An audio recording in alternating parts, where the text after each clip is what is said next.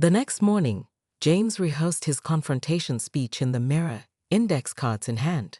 Be assertive, not aggressive, his therapist had advised during last week's session about workplace confidence. This seemed like the perfect opportunity to practice. When Karen answered her door in designer loungewear, her welcoming smile curdled at the sight of James holding her orange extension cord, which he'd unplugged and coiled neatly. "We need to talk about this," he said, surprised by the steadiness in his voice. What followed was a masterclass in deflection. Karen cycled through disbelief, technical ignorance. "I thought all balcony outlets were on the building's common electricity." Financial hardship tales featuring an ungrateful ex-husband. And finally, blatant intimidation. "My brother-in-law's a lawyer, you know," she said, arms crossed. "He'd have a field day with your harassment claims. It would be your word against mine." When James mentioned involving the landlord, Karen's demeanor shifted entirely. "Look, James, I'm sorry if there was confusion." Her voice softened as she placed a manicured hand on his arm.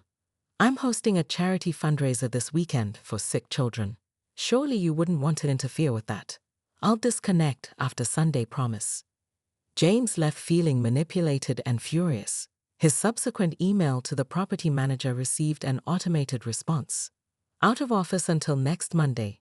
The carefully documented photos and calculations he'd attached felt useless. That evening, peering through his blinds, James watched as Karen not only reconnected the extension cord, but added a second one, this time powering a rented chocolate fountain. His electricity meter spun like a carnival ride. "Absolutely not. No way." Aisha's voice was firm over FaceTime. James's best friend since college, she'd listened to his increasingly frustrated updates about electricity Karen for weeks. "You are not installing a remote control circuit breaker to cut her power mid-party. That's straight-up revenge, not justice." James sighed, scratching out another option on his growing list of potential solutions. As a senior project manager at an engineering firm, Aisha had shot down his more creative ideas with professional precision. "What you need," she continued, "is irrefutable evidence that forces Karen to acknowledge what she's doing, without making you look like the bad guy to the neighbors." They brainstormed late into the night until Aisha snapped her fingers, her face lighting up. "I've got it. Remember that Arduino project we built for the science outreach program?" The plan they devised was elegant in its simplicity. Using components delivered by courier the next day, James built 2 devices, a waterproof, battery-powered camera with motion detection that would document Karen's cord connections, and a small inline current monitor that would log exactly how much electricity she used. Most ingeniously, after drawing power for 45 minutes, the setup would cause any connected appliances to emit a pulsing, harmless, but unmistakable blue light, visible to all her guests, along with an intermittent buzzing that would gradually increase in volume. "Engineers, 1 Karen 0. Aisha laughed as they finalized the details over a video call. James felt a thrill of excitement, mixed with nervousness. The plan wasn't about revenge, it was about accountability. As he installed the devices behind a loose facade panel near his outlet, James wondered what Karen would tell her guests about the strange electrical phenomenon that was about to crash her Saturday night soiree. James declined his coworker's invitation to a bar crawl that Saturday, claiming a migraine. In reality, he sat in his darkened living room, earbuds in, surveillance app open, waiting. At 6:17 p.m., his phone vibrated with an alert. The camera had activated, capturing Karen in oversized sunglasses furtively connecting not just 1, but 3 extension cords to his outlet. By 7:30 p.m., Karen's balcony was transformed into a twinkling oasis of ambient music, clinking glasses, and sophisticated laughter. James recognized the voices of the building's HOA president, the coveted penthouse owner, and even their elusive landlord, Richard, who apparently attended these gatherings regularly. No wonder his complaints had gone unanswered. James Chen stood frozen before his open laptop, blinking at the electricity bill that had just landed in his inbox. $247, nearly double last month's cost. As a data analyst who prided himself on his methodical approach to life, This anomaly set off alarm bells. He pulled up his smart meter app, revealing a bizarre usage pattern. Massive power spikes occurring mostly on weekend evenings and some weeknights, exactly when he was typically at his girlfriend's place across town. "This makes absolutely no sense," he muttered, reaching for his meticulously maintained spreadsheet of monthly expenses. James had moved into Parkview Terraces 6 months ago, specifically because of its energy-efficient appliances and LEED certification, a perfect complement to his sustainable lifestyle. He'd even invested in smart plugs that automatically turned off his devices when he left the apartment. There was simply no logical explanation for this power surge. The following evening, James conducted a systematic audit of his apartment, unplugging every device and checking for phantom energy drains. His refrigerator hummed at optimal efficiency. His laptop and monitor were on power-saving mode. Even his gaming system, his one indulgence, hadn't been used much lately with his big project deadline looming at work. "Maybe it's the building's error," he theorized, calling the management office. The property manager, a perpetually harried woman named Diane, brushed off his concerns. "Each unit has its own meter, Mr. Chen. If your bill says you used it, you used it," she said dismissively before mentioning she had another call and abruptly hanging up. That night, unable to sleep and bothered by the mathematical impossibility of his situation, James decided to check the circuit breaker. As he passed by his sliding glass door, a faint rhythmic thumping caught his attention, the bass from music playing nearby. He glanced at his watch. 11:42 p.m. on a Tuesday. It had to be Karen Walsh's apartment. She was notorious for her disregard of the building's noise policies. James hesitated by the door, recalling their last interaction 3 weeks ago when he politely asked her to lower her music after midnight. "Some of us work for a living, honey," she responded with a saccharine smile that didn't reach her eyes. "Maybe try a white noise machine." The next day, an expensive bottle of wine appeared at his door with a note, "For my sensitive neighbor, Saltkakso Karen." The passive-aggressive gift still sat unopened on his counter. Curiosity getting the better of him, James crept onto his seldom-used balcony at dusk. That's when he spotted it, a bright orange extension cord snaking through his railing, cleverly concealed behind his neglected potted plants. The cord disappeared over the divider to his neighbor Karen Walsh's extravagantly decorated balcony, where her infamous sunset soirees were the talk and bane of the building. "No way," he breathed, crouching down to follow the cord's path. It was plugged into his outdoor outlet, the one he'd never used because he hadn't gotten around to buying patio furniture yet. He carefully pushed aside his dying bamboo plant, another guilt gift from Karen after she'd accidentally accepted a package of his and opened it before realizing the mistake to get a better look. Through the privacy screen, James glimpsed Karen arranging appetizer platters while her commercial-grade patio heater, fountain, string lights, and portable margarita machine, all connected to a power strip fed by his electricity, prepared for the evening's entertainment.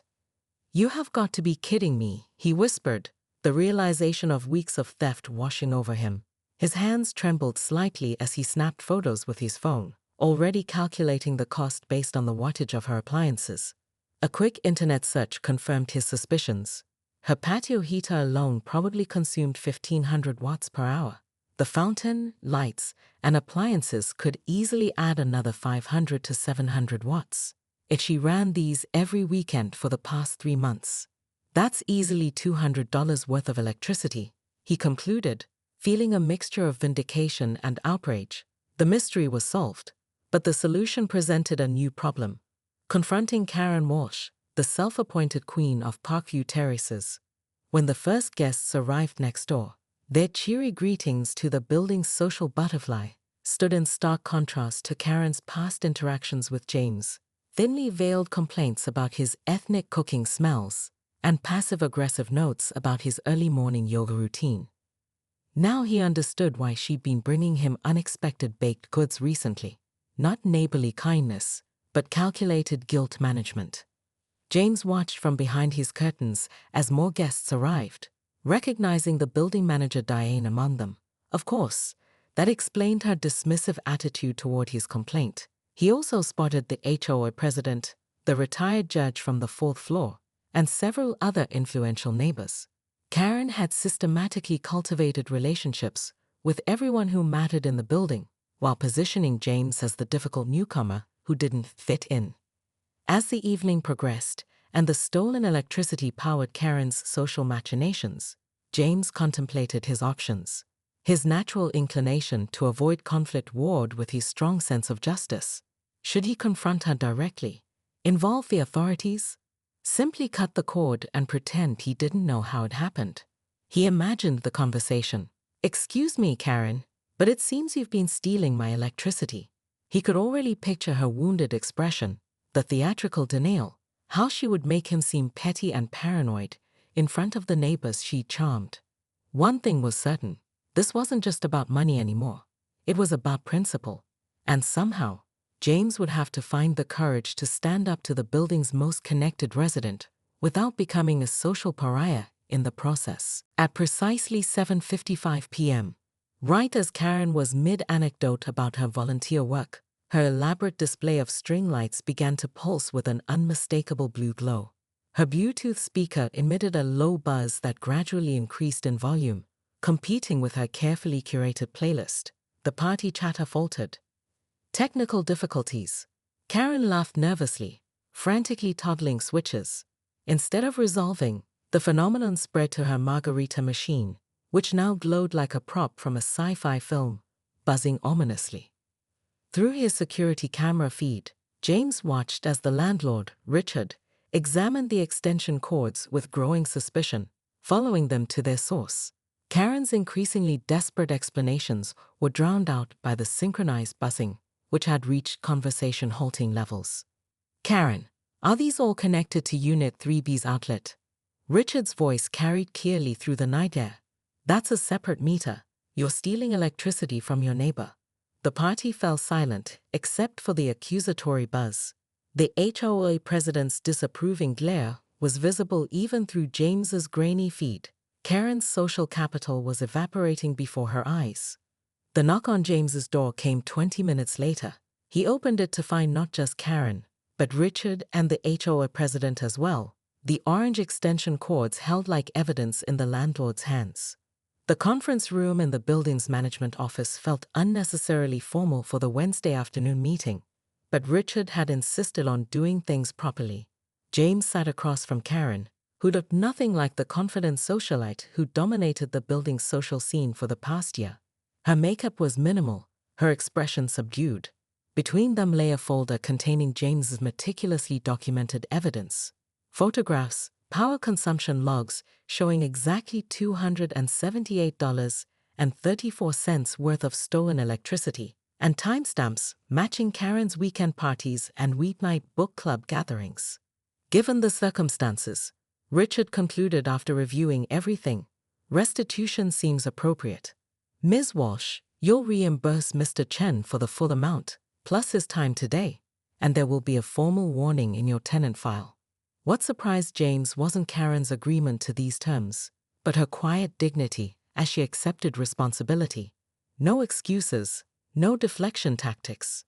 As they rode the elevator afterward in awkward silence, Karen finally spoke.